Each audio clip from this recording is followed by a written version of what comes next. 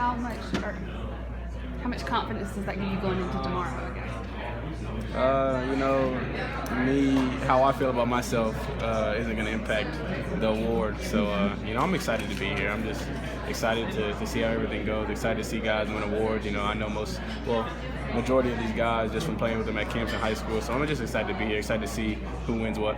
Your dad told me once it was probably when you were in 7-on-7 in high school was the first time he realized, like, you could actually do this for real. What was that moment for you? It was actually going into high school, my 9th grade year. I didn't know if I wanted to play football or not. And I was just kind of like, all right, well, I'll go out there and try it. So it was actually the summer of my 8th grade year, going into high school, literally. So went out there, competed, played well, and I kind of liked it. And then from there, the rest is history. People's natural assumption for you to explain it is coach's sign. How much of that really has to do with it? Not that much at all. My dad has never coached me. We've never sat down and watched film together. We never broke down film together to this day. He watches the games obviously, but as far as breaking them down and techniques and all types of stuff, we don't talk about that stuff. My mom's been the main one that's been on me, holding me down, keeping my grades right, making sure I'm treating people right, and the sports just came naturally for me. Just growing up around it, growing up around it as a kid. It was destined for me. She said she didn't want you doing the punt returns at the beginning of this year. Do you have to settle her down? Yeah, my mom, she's so funny. She's so wild. She's been that way since high school. She didn't want me getting the ball with guys running at me. Period. She wants me to do the tackling, but she'll get over it, I guess. This time last year, if somebody had told you you would go 10-3, you'll win the SEC East, what would you have said to them? Probably would have been like, I wouldn't bet too much money on that. Just because, things weren't really going our way my first 2 years at school. But, Coach Mack came in, he did a great job. He changed the program, changed the environment, and, I'm so grateful that he came in and helped us go 10-3 this year. What did he necessarily change that was needed in Gainesville? Our confidence, the way he carries himself, the way he talks about Florida, the way he talks about the university and how prideful he is. I think a lot of the guys fed off that. A lot of the guys, they really liked that. They really enjoyed how passionate he is about the University of Florida. And I think that helped everybody's confidence at the end of the day. Vernon, you're a guy who's played around.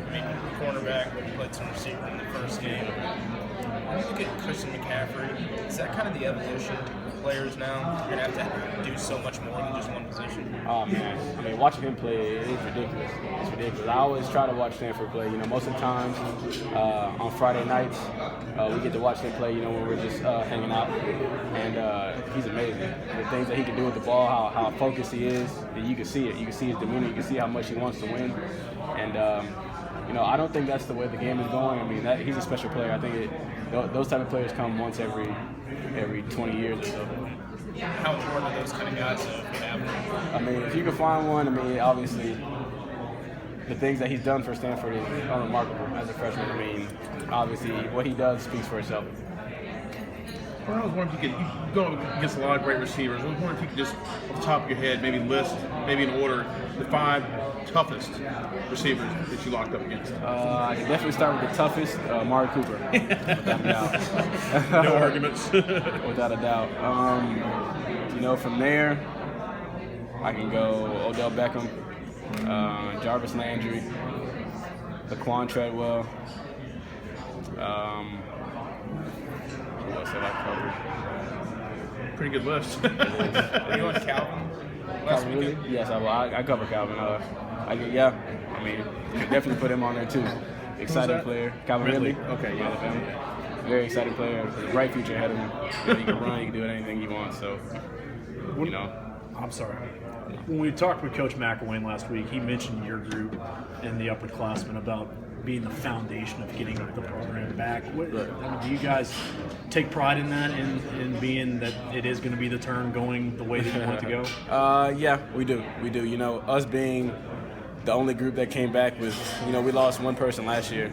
Well, how many people we were one or two players last year, but for the most part, the main core was there, and we're all best friends in the secondary. And Coach leans on us. When we're playing good and when we're practicing well and we have high energy, everybody has high energy, and we take great pride in that. And that's obviously that's the tradition we're going to keep trying to bring at the University of Florida. How much do you guys have